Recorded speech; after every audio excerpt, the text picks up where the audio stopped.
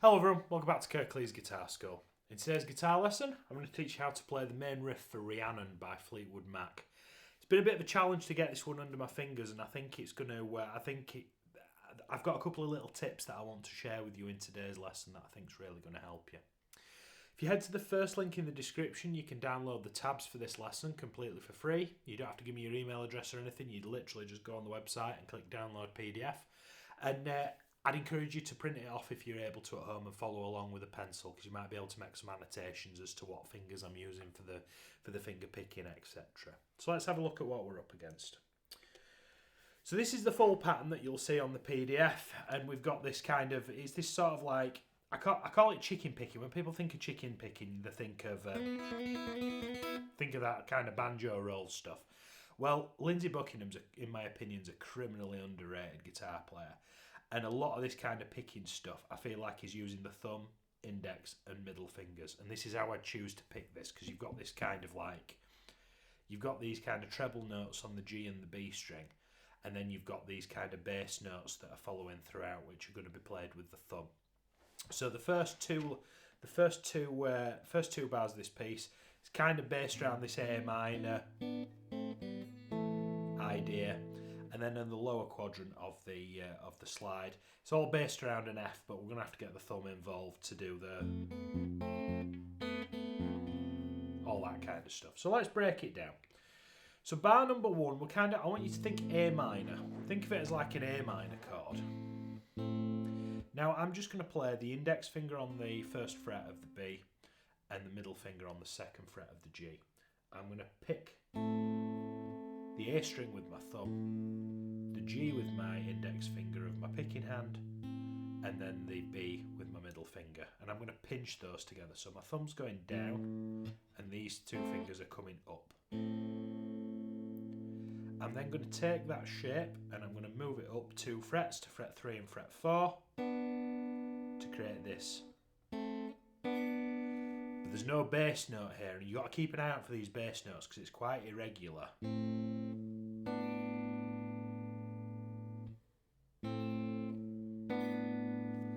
I'm then going to pick the bass note by itself. And now we're going to play all 3 elements together at the same time. Now what I'm going to do is, I've been using 2 fingers for the first 2 fretted chords, okay? Now I'm going to do a little bar with my ring finger catching the 5th fret of the G and the B string. But I'm also going to pick the A at the same time. So you've got... Now this bass note is constant throughout, and that's the main source of headache for a lot of people trying to learn in this style. I've spent ages trying to get those 3 fellas all happening at the same time, because when I learned it years ago, I never put the bass note in, and there actually is coming back to it. So I'd spend the first couple of minutes, pause the video, and just practice this first little chunk here.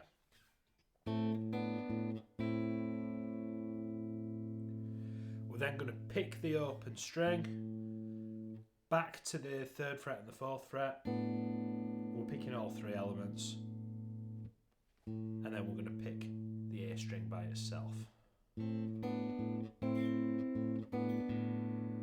You'll find that this thumb's working overtime, but you watch any of the clips of Lindsey Buckingham playing it and he's definitely earning his money, bless him. And it feels really counterintuitive because you're so busy. You'd be forgiven thinking it's alternate, but it's not. That bass note comes up again and again and again. Moving on, we're going to tag. So this is what we've just covered, but we're tagging on the second bar now. So we're back to where we began, and I'm then going to let go and just claw with these 2 fingers the open G and B strings.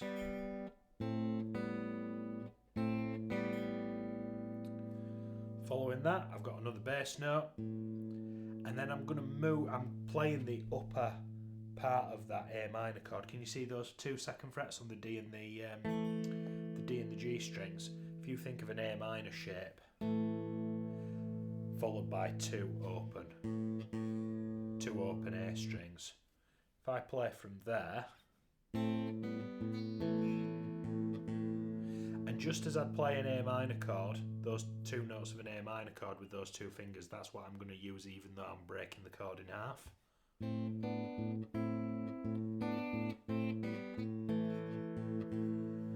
It's one of those kind of, once you start to get it and the ball's in the air,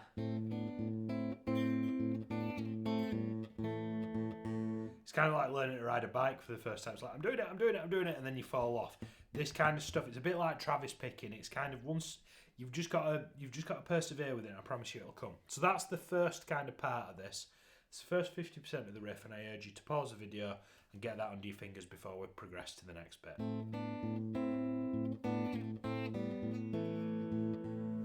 And I think it's worth mentioning, just while we're at the sort of midpoint of the video, if you accidentally put a bass note in the wrong place, it's okay, because you got to think of the kind of music that Fleetwood Mac were playing. It's very kind of rootsy, kind of got its roots in kind of folk, and obviously they were a blues band before Nicks and anyway, before Stevie Nicks and Buckingham and Nicks, that's what I was going for, joined them. If you put an extra note in it, it's okay, don't worry about it, but that thumb wants to be working overtime. Even if an extra one does sneak its way in, I don't think anybody will know. But I won't tell anyone if you don't. Right, so that's the first bit. We're then going to go to the lower part. Now, it's all based around an F chord, is this? Now, the problem is, you need to try and maintain this bass note on the first fret of the E string, which is your root of the chord, it's an F, while you're doing similar movements. Now, rather than playing an F bar chord, what I'm going to opt to do is play the sort of trebly parts of the chords with my ring finger and my middle finger and my ring finger, and I'm going to throw my thumb over the top of the neck. Now I see Lindsey in live clips doing this, and if it's good enough, I mean Hendrix played with this thumb, so if it's good enough for Hendrix, it's good enough for me, isn't it? A classical guitar teacher will probably tell you off for that. But we've got root, third and fifth. We've got, between those notes here, you've got the sort of bare bones of an F chord. But then, you need to let go to get that open string. So you've got this little F chord, open strings, and then we're going to go back to the root. But can you see how I'll play that? I'll let go. That's meant to sound quite discordant. And then we go back to that sort of A minor shape, but we've got an F in the bass.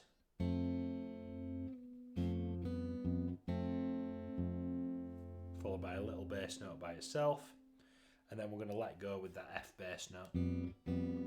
And that feels quite alien, picking those three notes together in quick succession. And it sounds quite discordant, but it will all come out in the wash. You'll be okay. Now I feel like that really does need that second bar. We've just been doing this bar. We've got this fella over here, look. For it all to sort of come back around. Can you see how we've just played these fellas over here? We're going to keep the bass note, which we're going to pick, but we'll return back to that third fret of the D and second fret of the G, followed by that thumb just catching beat 2, 3 and 4 of the bar.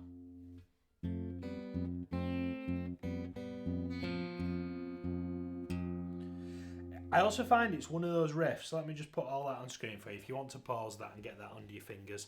Alternatively, go and download it. But it's one of those where it's not going to sound anything like Rhiannon until you've got it.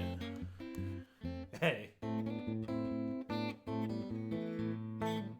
Until you've got it up to speed, it's gonna sound a bit naff. So stick with it. Literally just a couple of minutes every day, run around it a couple of times, and then practice the other stuff that you're doing in your sort of practice plan or what other projects you've got on the boil. And what you'll find is over a couple of weeks, it all kind of starts to come together. I know a lot of you are big fans of not only sort of Fleetwood Mac, sort of Stevie Nicks era Fleetwood Mac, but also a lot of the kind of bluesy Peter Green type Fleetwood Mac stuff. I've done quite a lot of lessons here on YouTube. of that now. But if you've got any recommendations for some of the Fleetwood Mac ones that you want me to have a look at, let me know in the comments down below, and I will see you next week for another guitar lesson. Thank you so much for watching.